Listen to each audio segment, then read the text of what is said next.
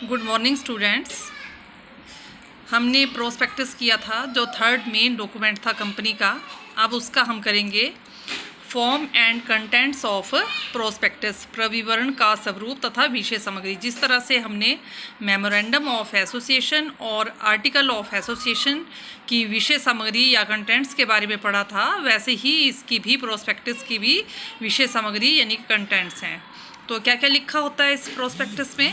Number 1, main objectives of the company and signatories to the memorandum, कि company के मुख्य उद्देश्य तथा सीमा नियम पर हस्ताक्षरकर्ताओं के नाम। जितने भी कंपनी के मुख्य उद्देश्य हैं वो भी इसमें लिखे होंगे, और पार्षद सीमा नियम पर हस्ताक्षर करने वाले जितने भी व्यक्ति होते हैं उन सभी के नाम जो है वो प्रोस्पेक्टस में लिखे होते हैं। सेकंड, शेयर कैपिटल, जिसको अंश पूंजी कहते हैं। तो कंपनी की शेयर कैपिटल कितनी होगी, ऑथोराइज कैपिटल कितनी होगी। ऑथोराइज कैपिटल होती है अधिकृत पूंजी, उससे ज़्यादा शेयर कंपनी अपनी जीवन काल में इशू नहीं कर सकती, उसको ऑथोराइज कैपिटल कहते हैं।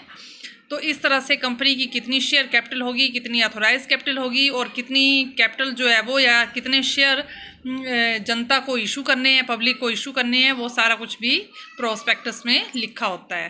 थर्ड है मैनेजीरियल पर्सनल, प्रबंधकीय अधिकारी, कि फर्म के कौन कौन से मैनेजर होंगे, कौन कौन से डायरेक्टर होंगे, उन सभी के नेम और एड्रेस जो है वो इस प्रोस्पेक्टस में लिखे होते हैं। नेक्स्ट है मिनिमम सब्सक्रिप्शन, न्यूनतम अभिदान। इसको बोलते हैं जब कंपनी शेयर इशू करती है तो कितनी कैपिटल उसने मिनिमम इकट्ठी करनी होती है, उसको बोलते हैं मिनिमम सब्सक्रिप्शन, कि उतनी कैपिटल जो है कंपनी के पास इकट्ठी होनी ही चाहिए। नेक्स्ट है एप्लीकेशन एंड अलॉटमेंट मनी, आवेदन तथा आवंटन राशि। आवेदन होता है कि कितने लोग जो है वो एप्लीकेशन देंगे शेयर खरीदने के लिए, और फिर कंपनी कितने शेयर जो है वो अलॉट करेगी, उसको बोलते हैं अलॉटमेंट। और कितनी मनी अलॉटमेंट के ऊपर वो मंगवाएगी, कितने, जब लोगों ने एप्लीकेशन देनी है तब कितनी मनी साथ में भेजनी है, और जब कंपनी ने उनको शेयर अलॉट कर देने हैं, दे देने हैं, तब कितनी मनी जो है वो लोगों से बोल लेगी। इन सब का वर्णन जो है वो प्रोस्पेक्टस में किया होता है। नेक्स्ट है प्रीलिमिनरी एक्सपेंसेस, प्रारंभिक व्यय। जैसा कि आपने कंपनी वाला चैप्टर जब स्टार्ट किया था तो उसमें ये आए थे प्रारंभिक व्यय। प्रारंभिक या प्रीलिमिनरी एक्सपेंसेस उनको बोलते हैं जो कंपनी की स्थापना से पहले ही खर्च किए जाते हैं। अभी कंपनी की स्थापना करनी होती है तो प्रमोटर द्वारा जो खर्चे किए जाते हैं उनको बोलते हैं प्रारंभिक व्यय।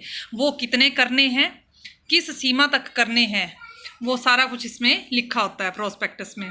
नेक्स्ट है प्रमोटर्स, प्रवर्तक।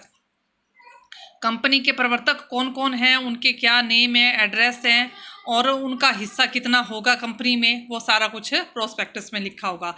उसी तरह से ऑडिटर्स, ऑडिटर होते हैं अंकेक्षक जिनको बोलते हैं, जिन्होंने कंपनी का सारा हिसाब किताब चेक करना होता है। अकाउंट्स की जितनी भी किताबें होती हैं कंपनी की वो सारी चेक करनी होती हैं, उनको ऑडिटर कहा जाता है।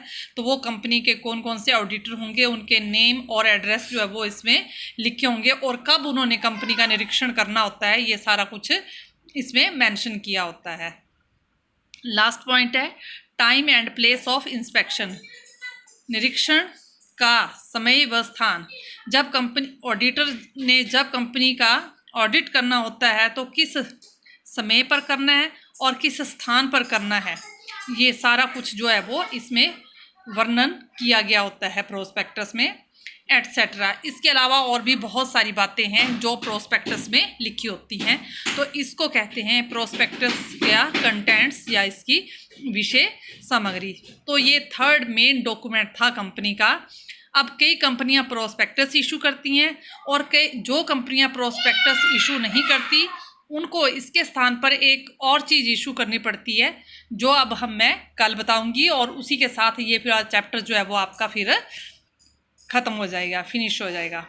तो इस चैप्टर को हम कल क्लोज कर देंगे। तो आज आपने इतना ही करना है contents of prospectus. Thank you, have a nice day.